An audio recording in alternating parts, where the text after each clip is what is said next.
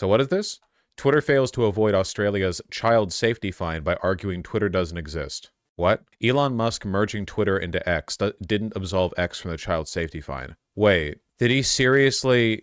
Come on! Twitter tried to persuade Australian judge Michael Wheelahan that X had no obligation to comply with an Online Safety Act notice issued to Twitter because Twitter ceased to exist a few weeks after receiving the notice when Musk merged the app into his company X Corp. This is like the argument that a child would come up with in order to evade like genuinely. I know that lawyers, it's their job to like try anything. This is embarrassing. For a $400,000 fine, how bad are the liquidity problems?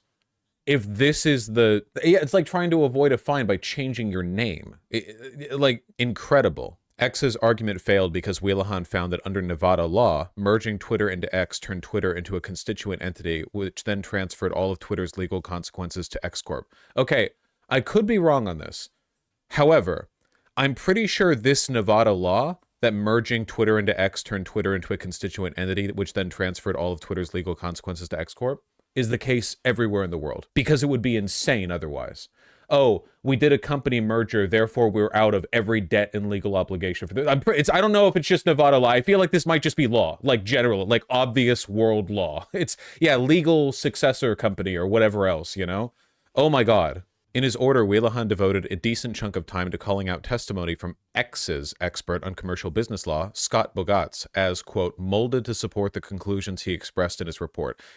Genuinely, how long ago, if this fine was levied more than a year ago, Elon has probably spent more money paying for his legal defense against paying the fine than he has for paying the fine. Like, the multiple lawyers that it would have taken, like the legal effort to get out of this was probably more than $400,000. Particularly superficial and requiring leaps of logic, Wheelahan wrote, was Bogatz's attempt to persuade the court that the meaning of liabilities in Nevada merger law strictly applied to financial liabilities. What? Okay. This genuinely, like, fighting fine likely to more than double Twitter's costs. Oh my God. Okay, well, they addressed it then. Nice. Fantastic. Oh, no. This isn't even the cost of them fighting the charge. This is additional civil penalties. According to an Australian government review of the Online Safety Act, Twitter could owe civil penalties up to approximately $530,000 for failing to comply with a reporting notice, potentially more than double its costs after fighting the initial fine. Between this and this is still my interpretation, I don't know that this is a fact, this is just what I think, Twitter trying to get out of giving Brazil money in the recent court settlement by paying the wrong bank and then arguing to the Brazilian judge that they paid the correct bank. Like, I genuinely cannot imagine how thin the margins are over there. Like, Elon Musk might be sitting on a bunch of Tesla stock, but I feel like right now they're reusing the toilet paper at Twitter HQ, you know? They're using both sides of the two-ply. It's not good. They're washing paper plates, man. Yeah. It genuinely, I don't know. It really makes me wonder how this stuff is going to go down in the history books, because past a certain point, like, eventually all of us, I'm sorry, spoilers, all of us will be dead. And all of this is going to be in the record books. And I do think that humanity, I'm not one of those people who thinks like, oh, what if we're all gone in 100 years? I don't think that. I will persist, you know. We're tenacious folk. I just wonder how this is going to be evaluated in retrospect. I've said this before, but like, as evil as people like Henry Ford or Rockefeller or whatever else, like the magnates, the barons, the tycoons of the, you know, 150 years ago, whatever, as evil as they were, and often like evil and in some specific ways quite stupid, they were in their own ways really impressive people. And I say impressive here not as like a moral judgment, but just in the sense of like, wow, I didn't know one person could assimilate that much industry under one banner that quickly. That's crazy. They were, it's like kind of like the way Thomas Edison was an impressive guy. Like, he was a gigantic piece of shit, but like he had a mind for business. But I wonder how the history books are going to go over this, right? Because it's like, oh yeah, okay, so for a while you had, like, for the longest time, power and merit had nothing to do with each other because of the nobility. You were born into a class that like determined your power. Yeah, sometimes you had like merchant kings or generals who rose up to prominence. You have people like Napoleon who kind of seized power themselves. But for the most part, like being a member of the ruling class and being like an impressive person, no correlation. And then you have the birth of capitalism and like modern liberal democracy in its form like 300 years ago. And from that point forward, you did have this era of people in power, generally speaking, were more impressive. The founding fathers were almost to a man pieces of shit, but a lot of them genuinely were very impressive people for their time. You can't really argue that. Like, no one's going back and arguing like, oh, George Washington is like an idiot. That's not the argument people make. They're like, well, no, he was a slave master. He was a piece of shit, which is true. Likewise with a lot of them.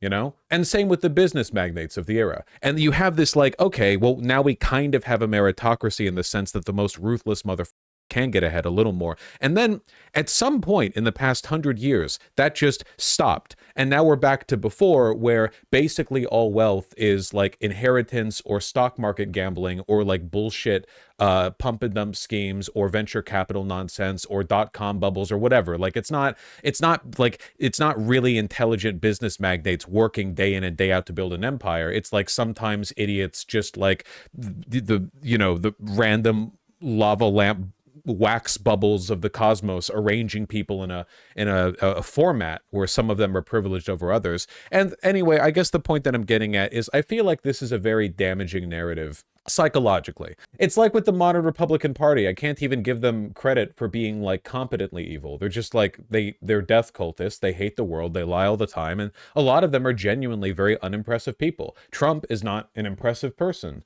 Yeah, I guess save maybe for his very specific brand of charisma. The Republican Party in general is run by idiots and grifters. It doesn't matter.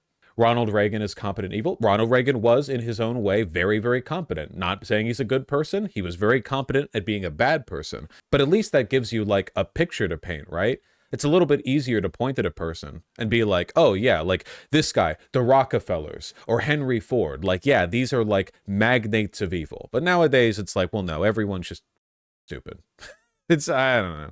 Just a little bit. Basically, you would rather it be a plan. I guess I just prefer the idea of so much suffering and misery being caused by active, competently executed malice rather than a gaggle of inbred morons stumbling into power and then just things up along the way. I think it's a little more satisfying.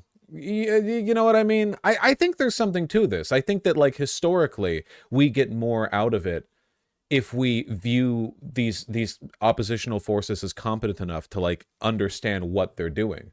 I wonder if the history books will frame it in this way. I wonder if the history book, like, I wonder if 100 years from now, people will be like, yeah, Elon Musk was evil and very intelligently used his power and privilege to fight for fascism.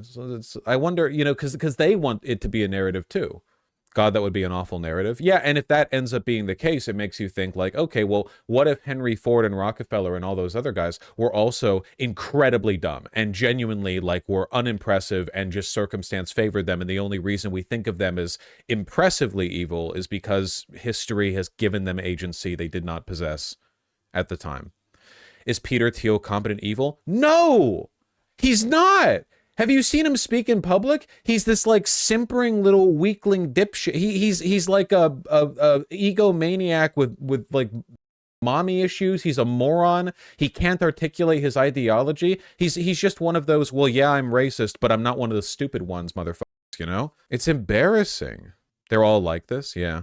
Are there any competent evil people anymore? I don't know. Dick Cheney? I don't know. I don't know. I mean, he's out of now he's endorsed Kamala Harris. So whatever.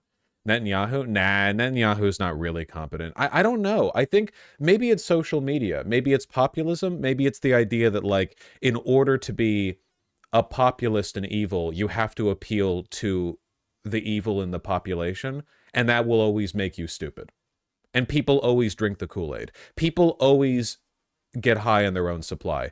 You know, if you're a fascist and you gain power by screeching fascism from the rooftops, you will inevitably like internalize the stupidity of your own logic, and it will make you a stupider person. You don't maintain this like Machiavellian awareness that you're only saying these things to maximize the public appeal. You just end up falling for it, and you end up like unironically believing in the things that you initially disingenuously believed in order to appeal to a fascist leaning population. Stared too long into the abyss. Yeah, no, literally. I mean, yeah, essentially, yes. Lenin precisely describes this part of the phenomenon. Well, you know, Lenin was an impressive guy. Also pretty evil, but Lenin was competent evil. Oh, yeah. Well, anyway, I don't know. Just something to think about, I guess. Me to me.